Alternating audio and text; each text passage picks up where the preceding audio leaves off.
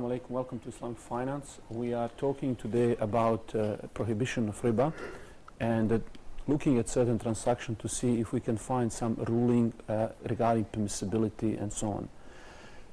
For those of viewers who are joining us, last time we discussed some of the types of riba, and we form basic principle on which we judge certain transaction. And we said, and this is based of various statements from the Prophet ﷺ that we analyzed, and they come down to three simple rules. And that is when you have exchange of, for example, gold for gold or silver for silver, so any type of monetary exchange or commodities exchange, for example, wheat for wheat, barley for barley, we are doing like for like, so whenever they are similar, we have to do them equal for equal, and must be hand to hand.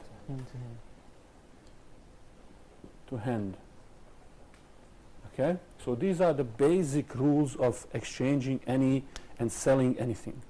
So we analyzed a couple of examples, basic examples last time. Let's have a look few more examples this time. Credit cards. What is happening in credit cards? What sort of transaction is the credit card transaction? Conventional credit card. It's you're buying a product. I buy a product, but the cash or the money is being delayed. Okay, so I have my card. Yes. Okay, this is my credit card. I go to the shopping center. Okay, I buy, I don't know, something. Okay, I buy something with this card. What happens now? When I swipe the card, what happens? This is my bank. Yeah. This is my bank. Okay. They advance loan. Yes. So maybe this is $100. Okay. So they put immediately on the card, they pay $100. $100. Yes. Okay. So they give me a loan. Yes. What do I give them back? You pay him back the money. I pay them back The loan. something. How much is this something? 100. Could be 100, 101, 110, and so on. Depends how long I keep the money and what are the interest rates and so on. Okay. What sort of exchange is this? This is money. Yeah. So this is money for money exchange. Money for money. All right. Now, money for money exchange of commercial nature, we said, It cannot have any increase. This is like for like, money for money. It's not equal to equal, and it's not hand to hand. Okay. So the credit card, sometimes people fall into this trick. What is the common feature of the most of the credit cards? They say, we give you 50 days interest free. Okay, so what does this mean normally? When people get this, they think it's now Sharia compliant because bank is giving me 50 days to pay it off. But first of all, in the contract, when you sign the credit card, you agree that you will pay interest should you delay more than 50 days. So the contract itself has problem. It has an issue where you agree that you will pay interest if you go beyond certain days. Second thing, what will happen, how many people fall into the riba? And why they make it 50 days, for example? You know that month is usually about 30 days. 30 days. 31 and so on. Now, let's say for simplicity, month is 30 days. So we have January, we have February, and then we have March. So what most of the people don't realize with these credit cards, beside the contract and all of these, is that 50 days on credit card is not from the time you buy, but it is from the within a cycle on your card. So for example, if your cycle starts on the 1st of the January, when it is going to finish? The 10th of March. Yeah? 20. 20th of March. 20, yeah. So it's going to be 20 of February. 20 February. Okay? Okay, this is your 50 days. 50 days. 50 days. Yeah. Okay? So if I buy here, I have 50 days to pay it off. Okay. How about if I buy here? Do I still get 50 days? No. No, I get whatever is Left. up to this moment when you, sorry, so I should actually, so up to here is 50 days. From here is another 50. So if I buy it here 1 day before, I only have 1 day. There is no interest free, nothing. It's immediately interest compounds after this. Okay, so many people fall into riba thinking that they are smart, and when I analyze these 50 days, it is purposely, in my mind, made to be not 2 months, but less, because this will always come in very unusual time. You will never be able to work it out in your head. When is the, if it is end of each month, at least people could track. Okay, it's end of month, so I make sure pay. But 50 days, it's like Ramadan, you know, every year it will come different time, and you can't work it out. So this 50 will always catch a different day in the month. Okay, so these people obviously did it so nobody can track these things. It's almost become full-time job to think which purchases fall in. So we say that this is the contract of riba, and most of the people fall into this riba. And if they don't, then this is a contract itself that is not Sharia compliant. Now, so this is about credit card. Now, credit card, yes? In this contract that we had, could we also say that that 100 that you are going to pay back is also a debt, That's right. It is a debt. and It is a there's no debt. increase on the debt? It is a debt if we consider this as a charitable function. Okay. But what we say, this is a type of debt where they sold you 100. Okay. It results in a debt, but not that kind of debt like Ar Hassan was saying. Okay. Okay? It is a commercial nature. So when you're talking with the bank, they sold you this They sold for it something later. for something. That's later. why, yes, if it was Ar Hassan type, you know, charity, then we would say, you know, this is. But in reality, they sell you this money. So both type of riba would apply on this one. Okay, sometimes, before, if you go to Sheikh Munajid's website, there is a statement by Sheikh Uthaymeen, who was once asked about some people who need credit card, and they needed to lease some equipment. Is there any possibility that they might have, considering this? So there is a fatwa by Sheikh Uthaymeen who said that if there are such and such people who fit that description for some business purposes, they have to have credit card in order to lease certain things, and they have a need for this, plus they are type of a business who will ensure that they don't fall into riba, there is like an exception he made for them, as long as they fulfill these two things. Of course, this does not go on the person who buys food, who will most likely, if they do this, fall into the riba. Okay? And now, that was before. Now, for example, there are even what do you call them, debit card. So most of the times, these past fatwa, when they talk about credit card, it was a time where they made this allowed because it was impossible to do many business deals without credit card. Today you can have debit card that is linked. Hopefully you open non-interest bearing account, which even if you don't have Islamic bank, normal banks will have, with all deficiency of these contracts and bank account, non-interest bearing account where you can link your debit card, and that can do everything like a normal credit card. So there is no excuse in reality to use credit card and go into this transaction. Bank loans, what about bank loans? Somebody want to buy a house, they go to the bank. Is there a problem there?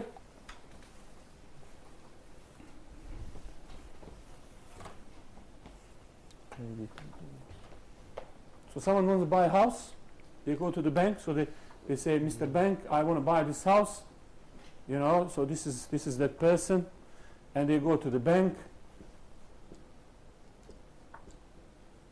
okay, they want to, I don't know, $300,000, okay, and bank say, that's fine, you know, you buy the house, whatever, with that money, and you return us over 20 years, 600. Okay, whatever, 7% rate. Okay? Is there a problem with this? Can we mention what maybe Ibn Qudama's saying that any loan Yep.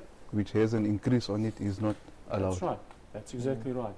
So this is the type of a transaction, again, in normal commercial bank, they're giving you money and you are returning more money at a later stage as well.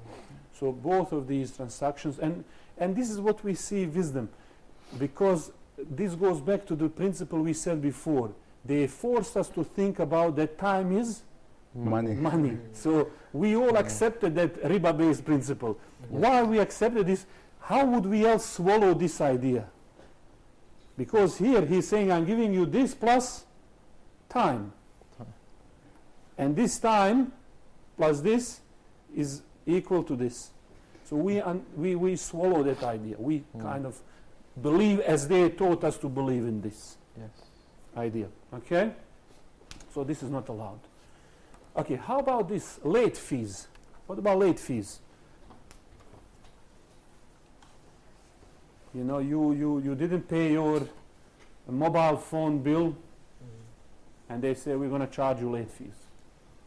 Does it have an interest in it? So for instance, you have your mobile phone, okay? This is new type of iPhone. this is a olden days phones, okay? Okay? So you are late. You have $50 and you are late, okay?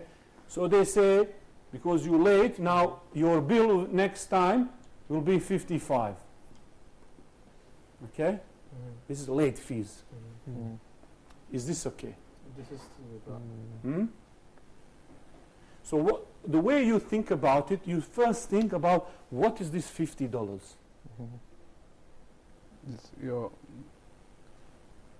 It's something you owe to the company. You owe to the company. Okay? Yes. You owe them $50. So that is a debt. Yes. So then the company is saying that we're going to increase that debt for another debt. What is that? Debt upon increasing debt on debt. Surplus. For money, surplus. Yes. Surplus. Yeah? So it's increasing. So it's again riba. So the late fees are riba. Now, can we charge late fees ever in any case, in any situation? Well, sometimes, as you will see, if there is a way, for example, in some circumstances where you have to do something, okay, and you can measure really, genuinely, how much you spend, like you have to call, do something, you might find a way to quantify that and charge that service. But that would be for a service that you had to do, not for the late fee itself as a money for money. For example, somebody does not pay. They bought a house from you and they are not paying you. They owe you 100,000. And they don't want to give you money. You take them to the court and you have to pay a lawyer. You have to can you force them to pay you these things? Yes. Yes, Yes. because of your time and your hiring of the lawyer and Exactly. So paying this for is it. your genuine expense.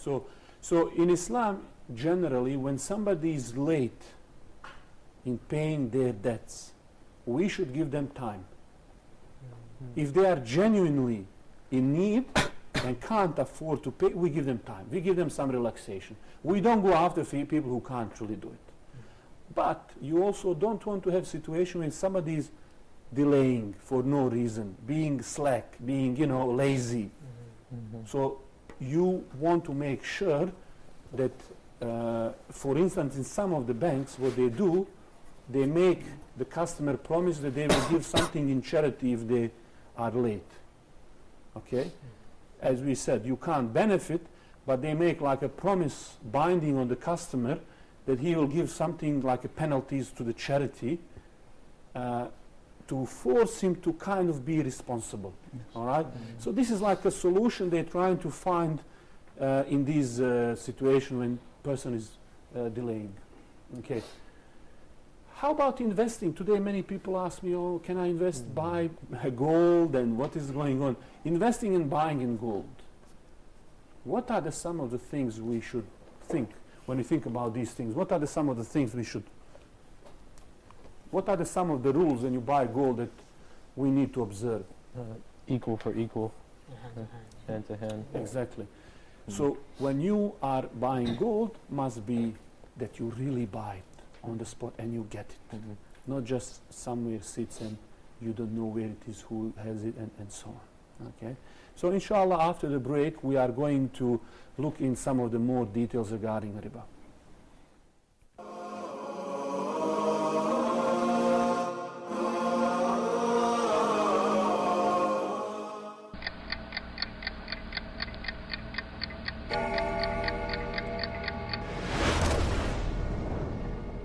Umar al-Khatib says, what's the easiest way to attain Jannatul Firdaus? Akhi, this is an easy question and it's very difficult at the same time. The easiest way to attain Jannah is to obey Allah, obey the Prophet sallallahu alaihi wasallam. She says, I know myself I'm a sinner, but I'm afraid or I fear for my daughters. Please talk to them. So the first thing you advise any parents is to try, first of all, to take the Prophet ﷺ as his or her role model, and then try to transmit that to his or her children. To the Prophet ﷺ, because at the time of shahwa and desire, person's iman is very low. Maybe even he is grounded of iman. The Prophet ﷺ said in the hadith, لا يزني الزاني حين يزني وهو مؤمن ولا يسرق السارق حين يسرق وهو مؤمن. And pay attention to two things, the ikhfa in the word منكم, and the second one is the mad, the natural mad in the word اللائي. This is a special episode, you guys. As you can see, I have this brand new suit that my wife bought me. I even brushed my teeth. I combed my beard a little bit, which means it's a very special episode. We're on scene here live.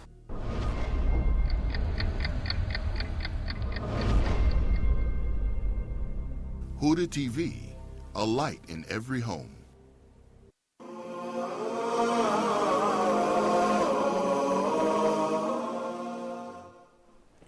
Welcome back. We are talking about some rules regarding riba and permissibility in certain transactions.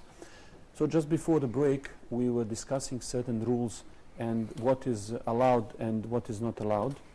So tell me, do you have any questions based on what we've been discussing so far? Just the one about the credit cards. You know, a lot of times when you're trying to, you know, maybe book a hotel or even rent a car, sometimes you need a credit card. You know, as they take deposit out, and then when you return the car, when you leave the room of the hotel, they refund your money. And if credit cards aren't allowed, what would be the solution?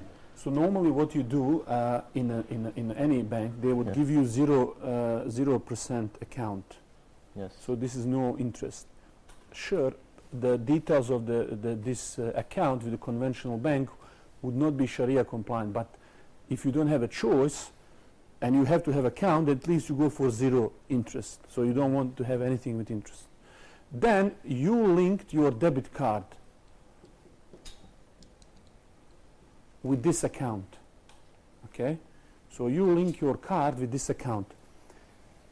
On this card, to work like a credit card, you need to deposit some funds. So you put, I don't know, $1,000 or $100, whatever amount of money you need. So if you want to book the car, they will usually take some deposit, maybe like I don't know, $300 deposit, they will freeze, and whatever is the fees on top of this, Yes. they will return you deposit when you return the card. Yeah. So in that case, debit card will Yeah. fulfill same function like a normal credit card, Yeah. except that you are accessing your own money. So in that case, you are not borrowing, you are using your own money. Okay. So we wouldn't use a credit card. We would have to exchange for a debit card. Yeah, so it's Yes. much preferable. Of course, you use your own money, you You don't use your own borrow, money. and Yes. it's much better way of handling things.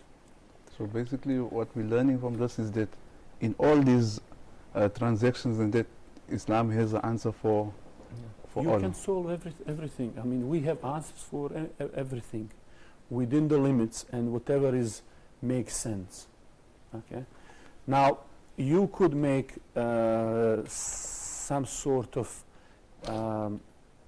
benefit for the people. For example, if I'm selling, selling, let's say, furniture, and I have my own store, I could, for example, issue my own cards, where if person is buying on a credit, on the deferred payment, I would give him a different price. Okay, charge him some sort of profit. So we will see how does that work a little bit later on. Okay, so how I, as an owner of some shop, could have a price for those people who are buying on credit. So in 1 year, I might give them a different price. You know, so there are some answers to this. In terms of these funds, whenever we buy gold or something like that, usually mistake people do is they go on the internet, they buy gold, and it says on computer you have so much gold. In reality, this is not really anything real. They don't have anything. Maybe they bought into the fund that is linked to the price of gold or what some sort of index. They don't maybe have real thing. As long as you are not paying any kind of storage charge, there is no real gold. And you might have a situation where 10 of you bought the same thing. So it is just has a maybe sound of gold. Like one person, he got a neighbor, and every day he come for lunch. So one day he was just preparing the chicken, put the chicken and soup, and this neighbor come for the lunch. So he said, okay. So next day again, so this guy got smart. So what he started doing, so he started taking yesterday's water from the chicken and started cooking it. No chicken this time. Just started cooking the water. So this one come to eat, and he's, where is this? It smells like a chicken like yesterday, but just there's nothing else there. He said, what is this? This is a cheating. So he prepared this specially for him. So it has a smell, but there is no meat. So we don't want, when we buy gold, it has a smell of gold. There is a gold. Yeah. So you want a real gold. Yes. You want a real bullion. There is something real. You can take it.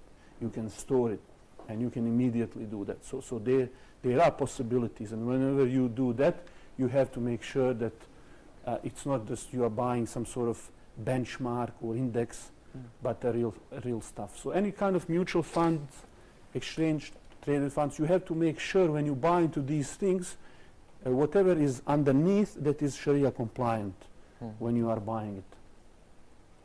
Shares, we will talk about this in more details. There is some rules regarding shares. For example, when a few months ago Facebook listed their shares, we call that initial public offering, IPO. They put Facebook shares, and I can't remember what was the price. It was maybe $35 or $40. Okay. So what they did, they divided company in small pieces, and then they sell it. So they evaluate it to be, I don't know, $100 billion. Okay. So people bought into these shares. However, these people did not disclose whole financial situation of this company. We don't know what they have, what they don't have, how much money exactly they're making, what are the projections, entire situation. So when we buy, into something like that, we are buying unknown. We don't know. And also there is lots of speculation built in this IPO, initial public offering. So this is generally not Sharia compliant, unless you know what you're buying, price settles down and so on. So these sorts of things, whenever you have some uncertainty and so on, there are some rules which you have to be careful, and we will look at that a little bit later on. Okay. Any questions? As far as shares and stuff go, how is the company valued? You know, is it according to their assets? They're valued at 100 billion, or you know, what is it that values them? So in the case of Facebook, okay. So if you talk about Facebook, okay. So they put, I think, 35, 37, 38, something like that. Let's say $35. Okay. They say they listed it on Nasdaq. Okay. Yes. Okay. Now, how did they value? No, nothing. They picked the number. Pick the number. We think this is how much we wanted for it. You want to pay for it? And they say, why? What is the projected earning? What are you hoping to achieve? And if you remember, just few days before they went public, General Motors came out and said, we don't think you can capture marketing from mobile phones. You don't have a strategy. It created a shocks in the, you know, people started panicking. What's going on? Is this going to really go through? Will people buy? Unfortunately, people bought this. And we have seen until now, the shares lost maybe between 30 and 40%. I don't follow, but at one time they were almost 50%. They lost the value. And many of the investors used to borrow money, first-time buyers. They bought these shares. They had no clue. In fact, prospectus, which is a document that explains company, it does not have these details. Much of this is hidden. So on what do you base this? It's pure speculation. Pure speculation. Now, forget Sharia side of Facebook and can we buy or not. That's a different discussion for later. But as a product, let's say, how it's going to make money, how much my return is going to be, I don't know. I need to wait at least 3 to 5 years that price through this supply and demand profit. We want to see a couple of statements from the Facebook, a couple of yearly, you know, reports, so that price settle down on something that is really a reflection of how much company is worth. And that is done through seeing how much it is growing, what is this returning, you know, evaluating really what this company is doing, what it is giving me. Is there some capital gain? Is there some income that I'm getting? Okay, so then when we go on the market, those supply and demand kick in, where we settle on what we think is really the price. But you will see often in the market these days, you know, when we were talking about global financial crisis and how millions of homes until today are being repossessed through foreclosures, and we saw dehumanization of finance. It is same in the share market. You have these what they call high frequency trading computers. Now what these computers, I don't know, you ever heard of these high frequency supercomputers execute transactions? It's a crazy thing. So what they do, and of course in Facebook, you know, one thing I didn't mention is that when these underwriters, these big banks who put these IPOs, put them in, they short sold this. They started short selling this. Okay, investors came fuming. They say, we had no idea that you can short IPO. How do you do that? They found a way. Can you imagine that? As they were building the company, they put in this.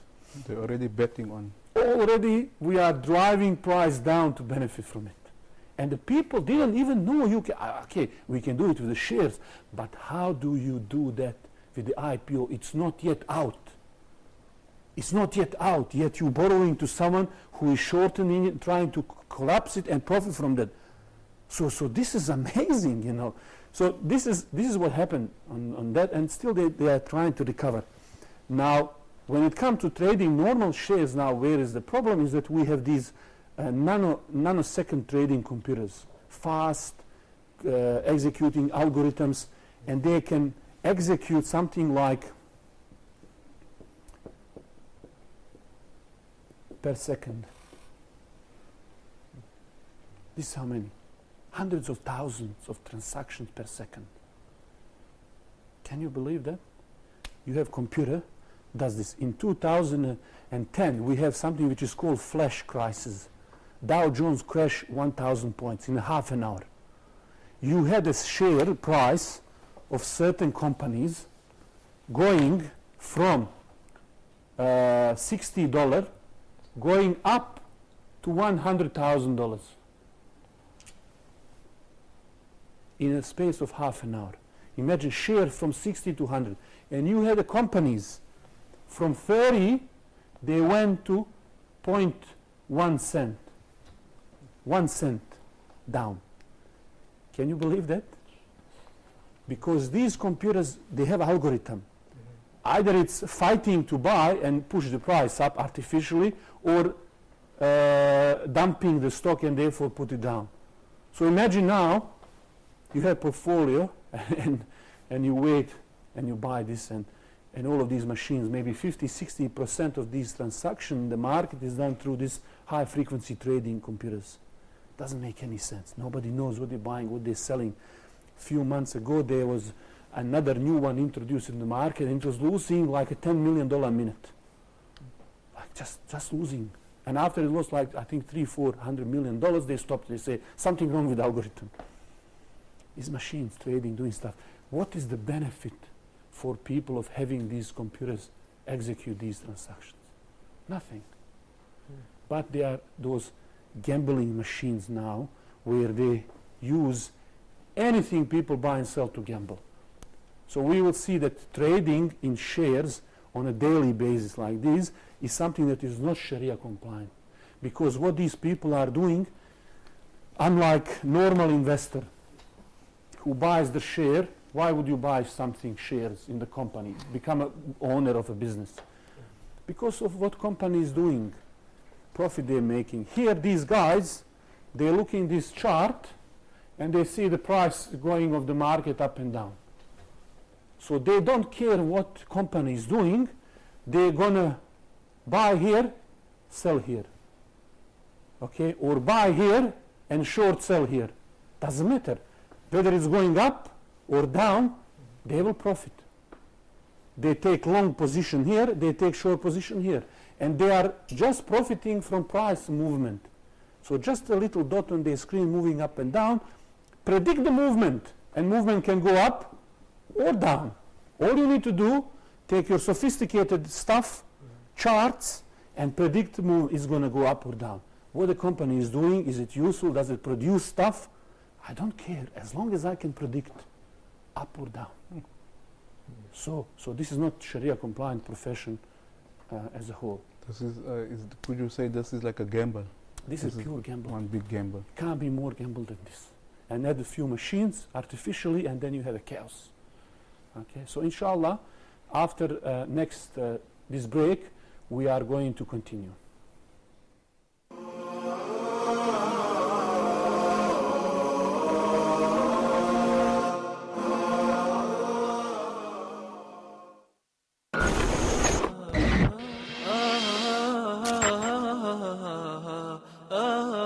This is our duty. This is something that we need to do.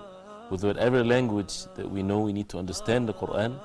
We need to get to know what Allah subhanahu wa ta'ala wants from us, so that we will be steadfast on the deen of Islam. That's why the forgiveness is mentioned in so many verses in the Quran, in so many different ways and means, by the mercy of Allah, that the person would gain such a great level, and that is to be forgiven. And Allah subhanahu wa ta'ala made him speak clearly, miraculously in front of everyone, to defend the honor and the dignity of Maryam, the mother of Jesus, the best of all women. And the truth is, Allah subhanahu wa ta'ala is the only one worthy of worship, and He's the creator of the heavens and earth.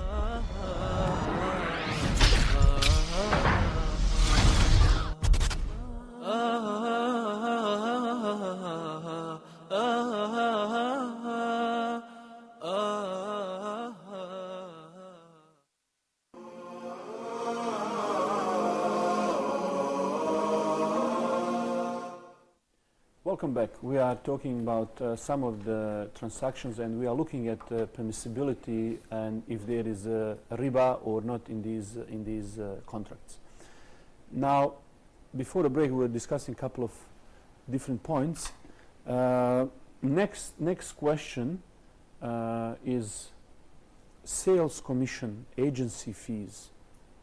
Is this something that is permissible if I say to you, do this for me, and if you sell, for example, this many items, you'll get this much money, or this will be your commission, and so on. Are these sorts of things permissible? Would there be some sort of riba in this?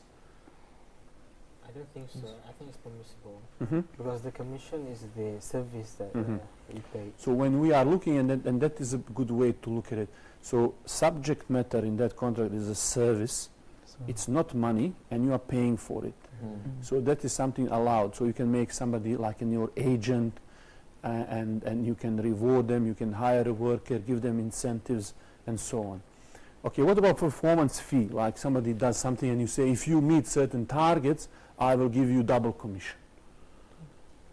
Similarly, like what you were saying, because Yep. here the subject matter is him doing that certain. Yep.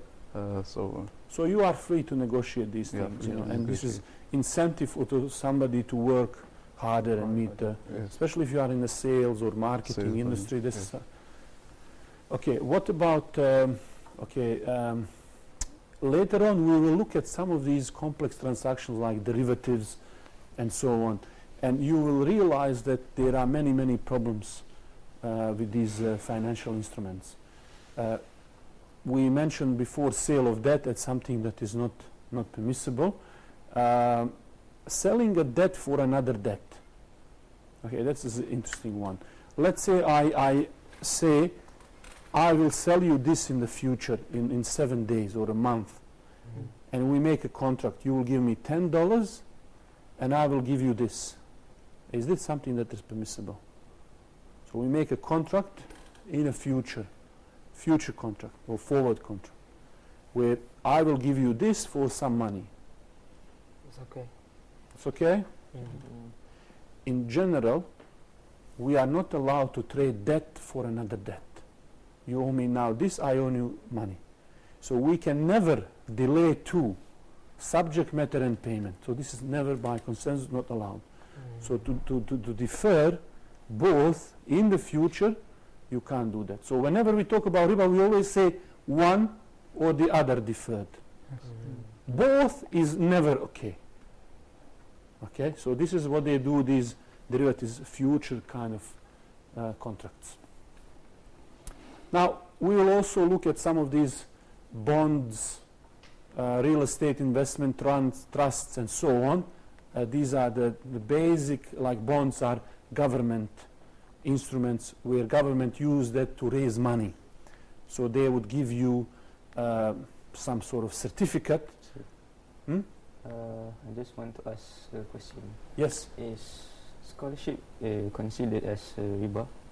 Well, depends how the scholarship work. If it is a type of loan that keeps growing, then it is like any other loan. Okay?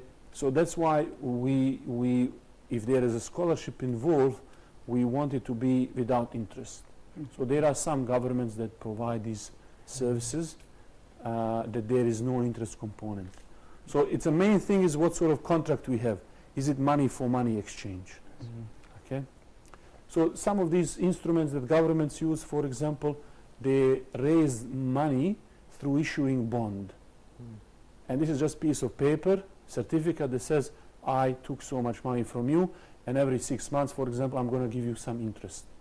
And maybe in 10 years, I give you the what the face value of this bond, whatever we took initially. So these are all interest-based bonds. Okay, so there are a few other topics. I think it's a little bit too early, so I'll just move on. Another case study.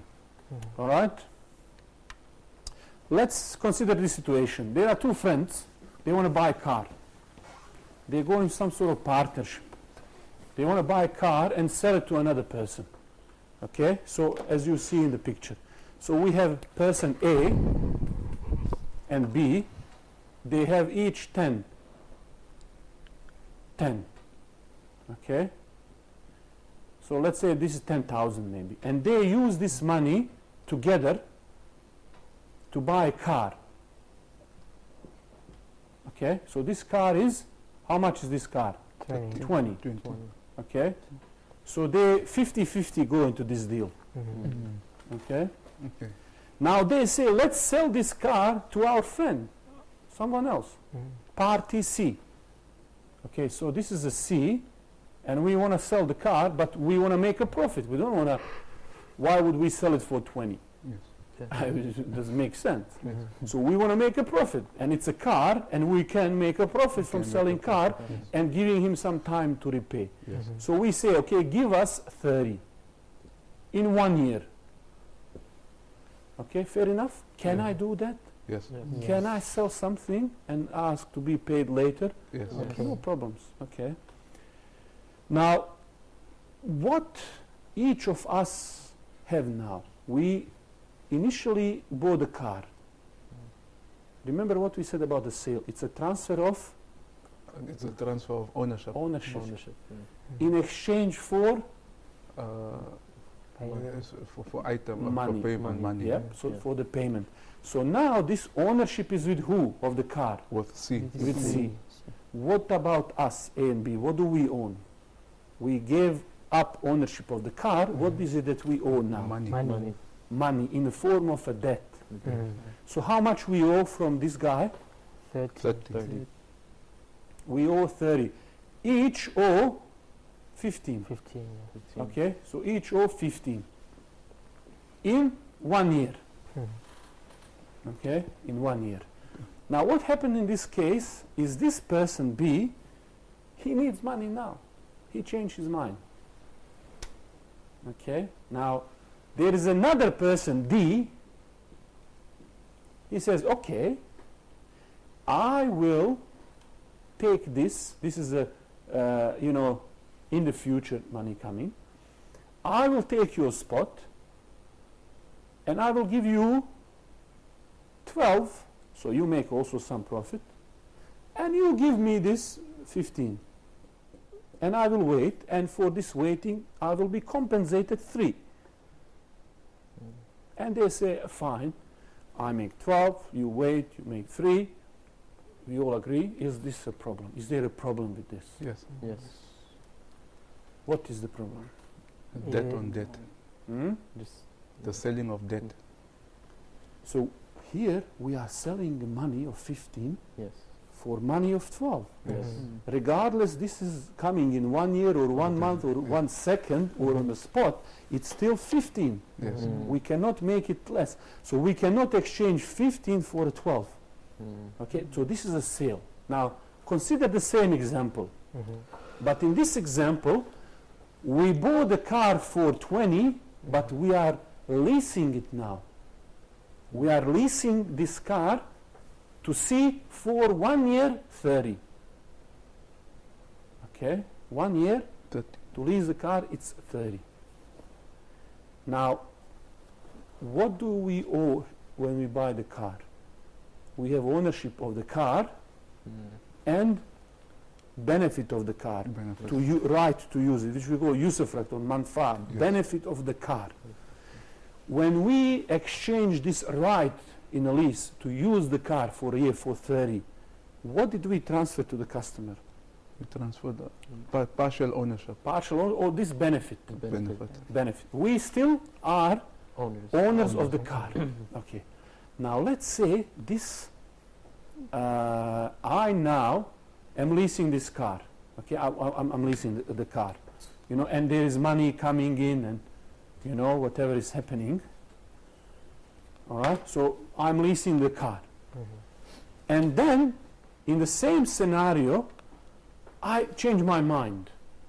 On the first day, I say to my partner, you see, we bought the car, we lease, I need the money. Now this guy, another come, he says, how about this? I will swap the place with you. I'll give you 12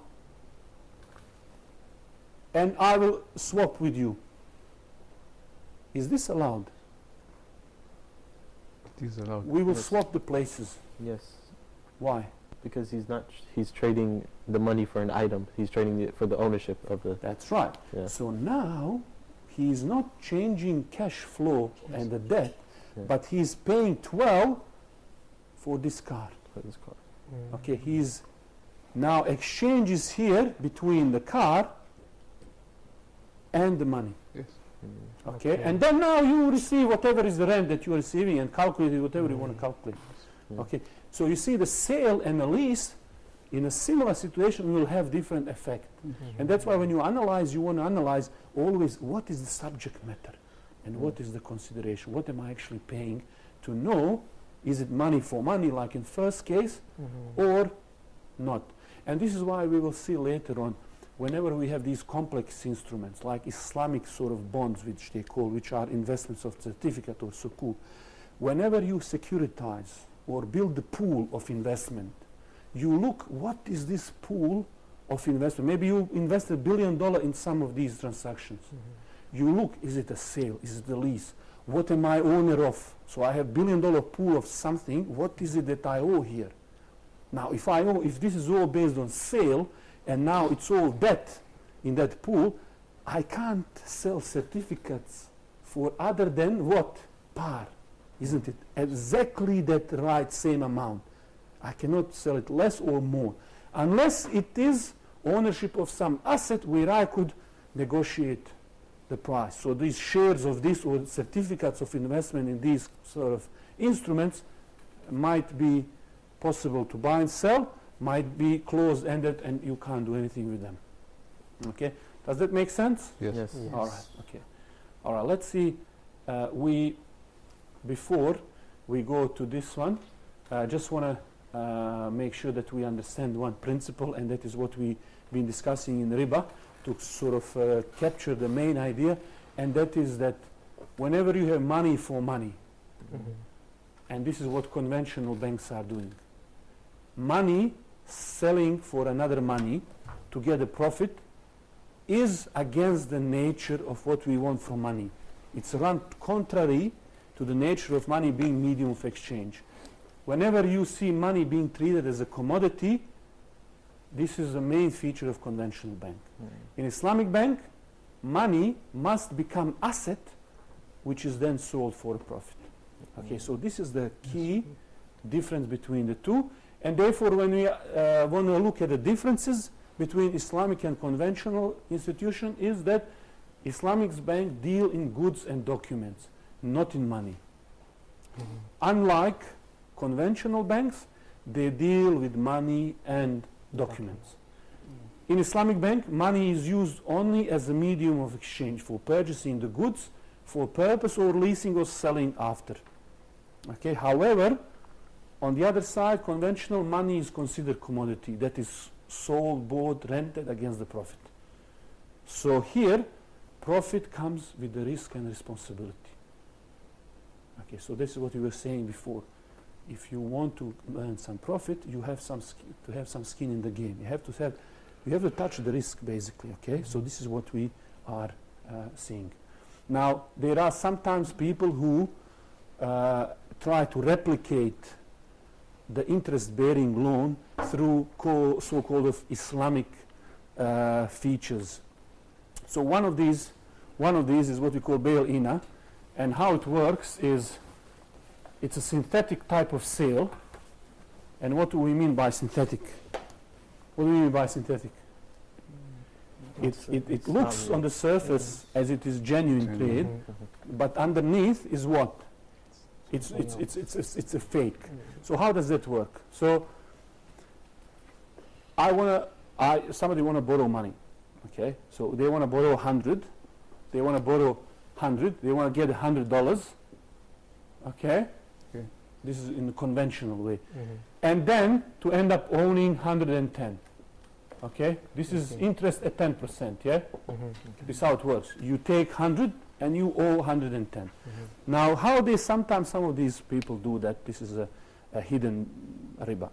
It's not clear immediately. So they would say, I will give you this on credit for 110. Okay, so if I give you this on credit 110, okay, what do you have now? You have item. the You have item. item plus you owe me 110. Yes. Okay, so you owe me 110. 110. All right, and you have an item. Now you sell me that for cash. This. Yeah, I give Okay. you 100. Okay. Now what do you have now? 100. 100. 100. 100. So you have a cash of 100 Mm. and a debt of 110. 110. Yeah. Did we really buy and sell anything here? No, No. We didn't. So what did we use this commodity as? just as a As a trick. as a trick. Mm. We use it as a trick, and this is what happened in Europe before. They use commodities as a little bit of trickery. There was no genuine trade. Nothing really happened to get this. Mm. Okay, so this is what we call bail-in, a back-to-back repurchase. And sometimes you see some of these so-called Islamic credit cards, they would have these features. Okay. Mm. Now, sometimes, for example, we see these transactions. Sometimes we try to understand why people are doing. So there are many reasons, many explanations. People try to justify this and that, but we want to understand that these sorts of things will not develop unique Islamic flavor and characteristics of what we want to see in the finance. So if we want to progress, we have to develop the products that will have something of real, genuine quality and different characteristics. So that is all for today. Thank you very much, and assalamu alaikum.